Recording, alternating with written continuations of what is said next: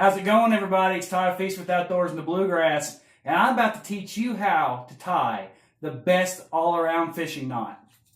Hello everybody, I'm Bill Dance, and you're watching Outdoors in the Bluegrass. Outdoors in the Bluegrass is made possible by Academy Sports and Outdoors, for all for less. Lose, feel the difference. Strike King Lures, tie one on.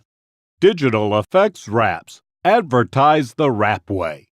HogHead Trailer Sales, we're all about trailers. All right, everybody, so let's go ahead and get into this. Now, I know there are plenty of different types of fishing knots that you can tie for a multitude of different applications, but we are very plain and simple fishing folk here on Outdoors in the Bluegrass. In fact, I'm so simple that there's only certain kinds of line that I use. In fact, the Berkley Trilene Big Game 12-pound test green is the only thing I use on any of my bait casters. That's it. Doesn't matter what I'm throwing it for. That's all I use. Now, on the striper rods, we use the same thing, but 25-pound test. Now, on my spinning reels, the loose speed spins that we've got, the Mach 1s, I actually use the extra tough 8-pound Berkley Trilene green. And that's it. That's all I use for every application, every type of bait. That's the only thing that I use. Now, we only use one type of fishing knot as well.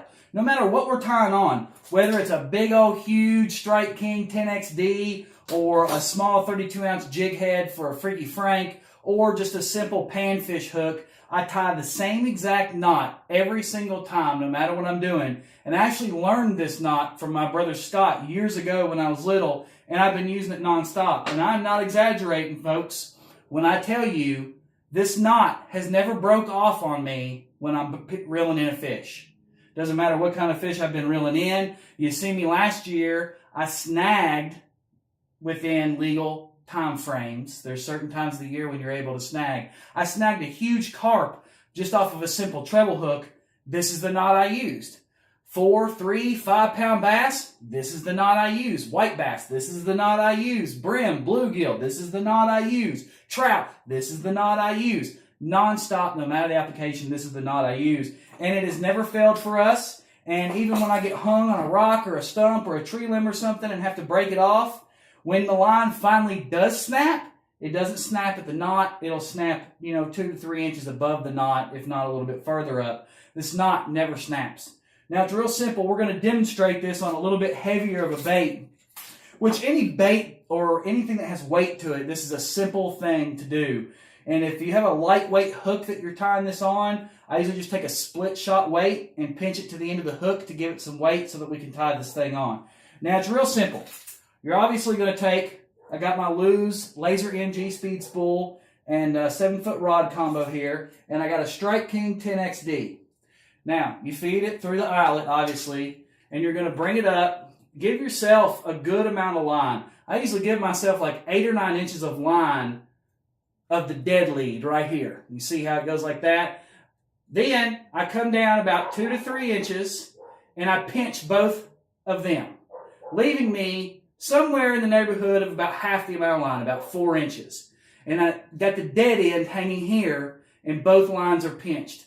Then what I'll do from that point is I'll start wrapping this around, and I'll wrap it 7 times because that's my lucky number, and that's the number that Scott told me to wrap. Now, I didn't count right there because I was too busy talking.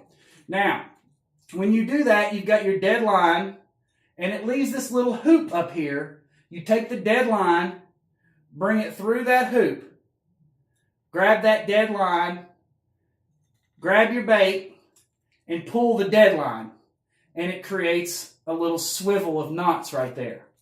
Then you grab your full line, not the dead line, and your bait, and you pull until it's nice and snug. And then all you have to do from that point on is come down here and cut your dead end off. And there you have it. That is an easy knot. Now, it probably has a name to it, and y'all can make fun of me for not knowing it, but like I said, we are simple fishing folk. I don't know the name of that knot. I don't know the name of any fishing knot, and that's the only knot I know how to tie because ever since I was little, everybody in our family has used this knot. We've never had a split single problem with it, and that's the knot that we use. Now, get out and have some fun. Fishing season's almost around the corner, if it'll quit raining. And get ready to see some Season 3 episodes coming from us in April. Get out and grab you a rod. Get out and grab you some baits. Try the knot we just showed you. I guarantee you won't be disappointed. And we're going to bring it to you, baby, on Outdoors in the Bluegrass.